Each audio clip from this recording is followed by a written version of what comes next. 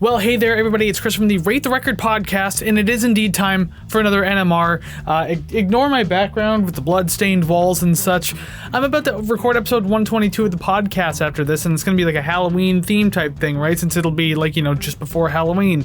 So ignore that, because I have 3 new songs that we got to check out. I mean, I did, and I have opinions. I want you to check them out too, because I want to hear your opinions. That's how this whole thing works. Let's get into it. But wait, we can't get into it yet, because right now I have to remind you that if you like what you see and or hear today, remember to do one of the things, a bunch of things, or all the things I'm about to list to show your support for the show. Like, subscribe, rate, share, comment, and follow. 6 things, quick, free, easy to do. Really appreciate it. Appreciate the support. Now, let's get on with it. So first up on the list today, we have the band Mother Mother. They have a brand new single that just dropped called Silent Night. Yes, Silent Night, the Christmas song Silent Night. They released it as a single.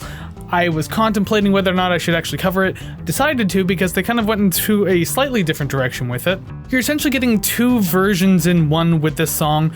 You have the normal part of the song that happens in the beginning and a little towards the end of this. Well, it's something of a whimsical nature, but slightly off-putting progression as it goes.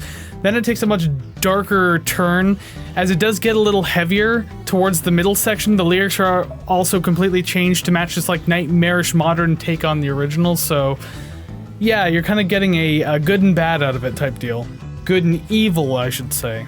The final time the song comes back around, the third and final time, it kind of matches the first. It's a little more a cappella, and then you hear this kind of distant screaming going on in the background, so it's just an unsettling nature all around. I actually had to check whether or not this was for a movie soundtrack or something, because it just seems a little too on the nose and a little too tacky. Because, I mean, by the time I'm recording this, Terrifier 3 just came out, so I figured maybe that had something to do with it. I don't know. I looked into it, I couldn't find anything. It's just something they decided to do, so that's a little strange. And I'll leave it at that too. Overall, I mean, I just don't really know what the point of this was.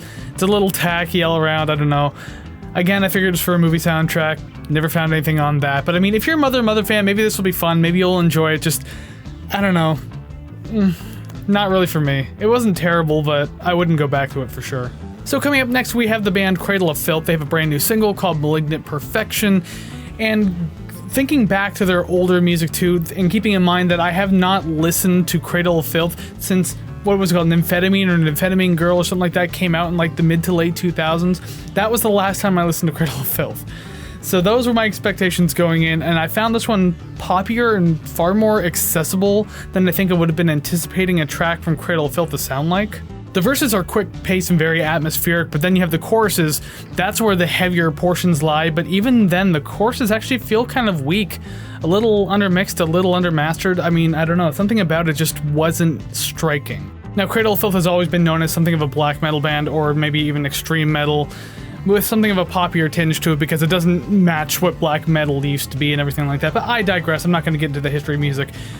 The extreme part of their extreme metal persona definitely comes out in the second half of the song, because you get like a lot of the black metal tropes going on there, that being the blast beats, the long strings of double kicks and everything like that. It's just generally one of the more interesting parts of the entire track. Overall, it has its catchy moments, which is fine, and it's able to maintain its momentum as it goes along, but I think ultimately it's not super exciting or anything. Again, the production felt a little strange at certain parts in this song. Certain parts sounded fine, other parts not so much. But it's decent, I should say, given how long this band has been around. It could be a hell of a lot worse, so I don't know, give it a try. Maybe you'll like it more than me. And finally on the list today, we have Amyl and the Sniffers, an Australian punk band who has a brand new single out called Jerkin. They have a new album coming out soon called Cartoon Darkness, and so we're just getting another taste of this now. This song is punky, crunchy. It's a very angry tune that we have here as well. I mean, instrumentally, it's a pretty simple track, as most punk tracks can be. The band's also considered pub rock, so again, you're not going to get too complex with it. But it's still fun, but I think it's the lyrics that really kind of stand out, because they pull absolutely no punches with the profanity, which, I will say, fuck it, it's punk rock, do it. There's really not a lot to it, but it is fun nonetheless, so you can take that away from it. So I guess overall I can just leave it there, It's fun, it's a quick and scrappy little track. It does a pretty decent job of getting everything out that it needs to in a very short run time. I enjoyed this, and yes, I've seen the music video. I've seen the uncensored music video, let's say that much. NSFW. Just gonna point that out there and move on now. And that's all I have for the NMR this week, so thank you very much for joining me and checking out these tunes. And if you did indeed check out these tunes with me, please do me a favor down in the comments below. Please let me know your thoughts and opinions on these songs. Did you like them? Did you hate them? Did you agree or disagree with me?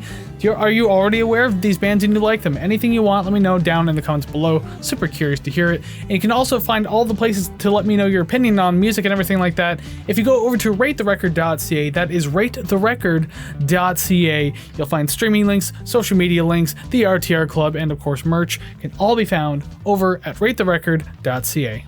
And as I pointed out before with my badly decorated background, I'm going to film episode 122, the quote-unquote Halloween-themed episode.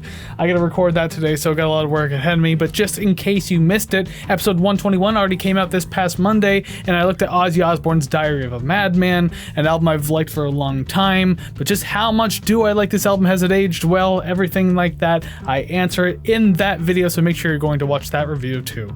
But that's all I got. I got plenty of work ahead of me, so I'm going to leave it right here. Once again, thank you very much for joining me. Until I see you next time, go listen to even more awesome music. Take care, friends.